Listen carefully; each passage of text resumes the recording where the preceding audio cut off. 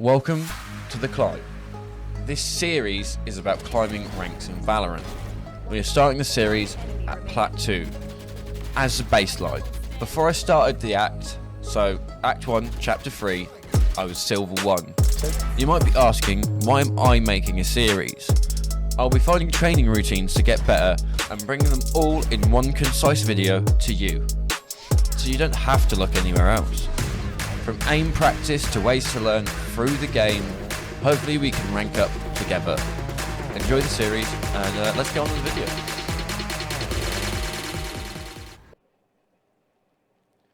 Hello and welcome to The Climb, my new YouTube series on how we account for me going from silver at the beginning of last act all the way to diamond now. Yeah, we've dropped back down to Plat 3 for the moment, but that's Valorant ranked for you. This is all solo queue, so you can't be blaming boosting or this or that. It's all routines I have found to improve skill and play in Valorant, and I'm here to share them with you guys. Now, the first episode, I'm doing something basic because it's something that people forget about because of the ability usage, game sense, smart little plays and tactics, but aiming is still the key. Doesn't matter what setups you have, if you get shot in the head, you can't use them. And that is something that can be worked on with simple routines. So, over the last 2 weeks, I've been using this routine quite regularly.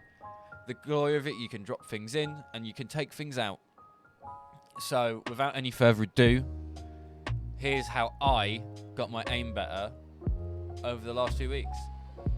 So, generally, when I start off my day, if I'm having a full day of grinding Valorant, the easiest way to prepare is just aim lab. Now, I'm not using aim labs like most people would expect. I'm not doing loads of training routines. I'm not doing loads of like linear tracking here, grid shot over here, spider shot. I just use grid shot as a way to practice and warm up my reaction times. It's quite easy to get 60 to 70k, and that's sort of my marker to say that I'm ready. You get those 55k runs as like someone that's like getting better at aiming, and then when I get like 60 to 65, that's when I know I'm ready, the aim is warmed up, and we can jump in to Valorant to start. Now, in the Valorant practice range, there are a lot of tools that can help you to get better. So I use Guardian a lot because it's the most accurate gun you can get, and I do practice bots to start with. Now, the main reason for this is for crosshair placement. You know, it's something that you subconsciously start doing. However, you need to consciously think about it when you're progressing through the lower ranks. Now, things like this, you just shoot heads. You just tap it, you find different positioning, you go further away, you come closer, you try and find different elevations.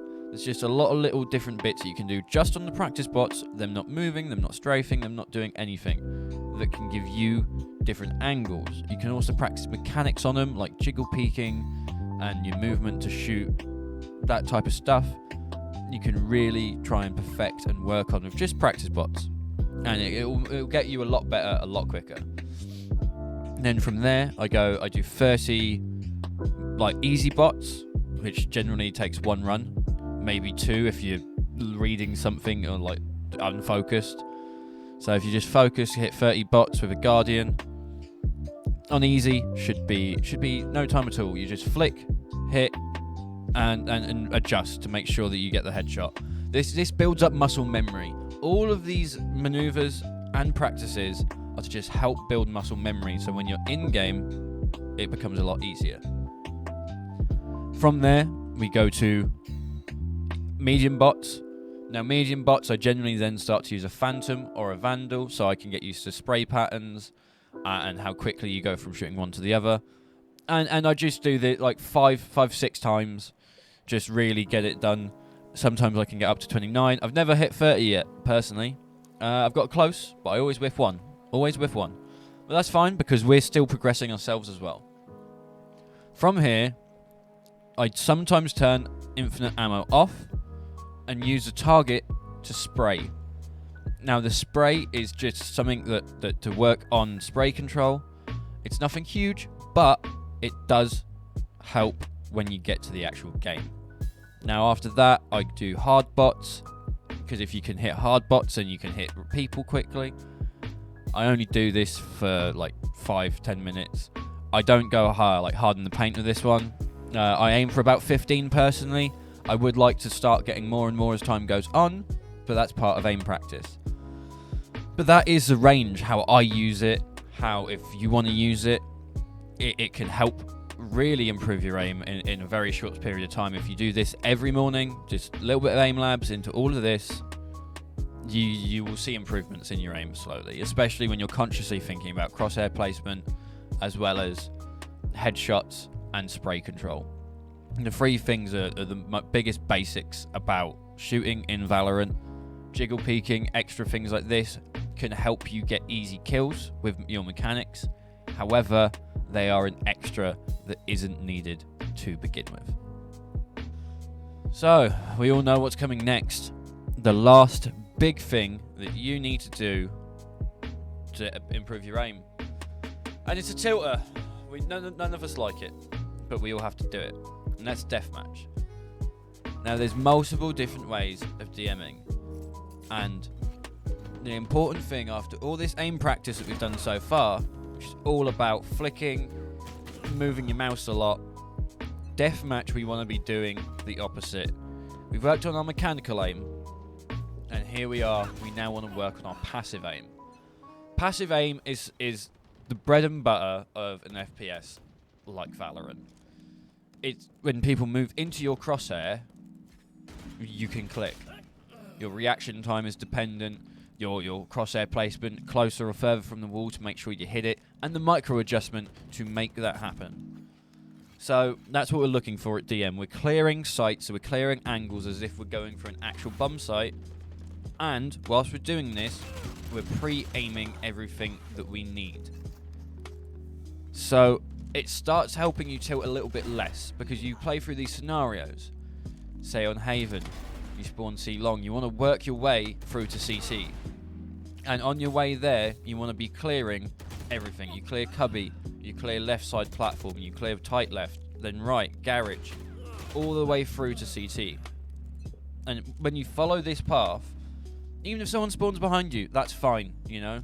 Because if you're working on what you should be doing when you get into the actual game. It's not going to work all the time. It's not. But that's all we can do is try, because it will make you a better player.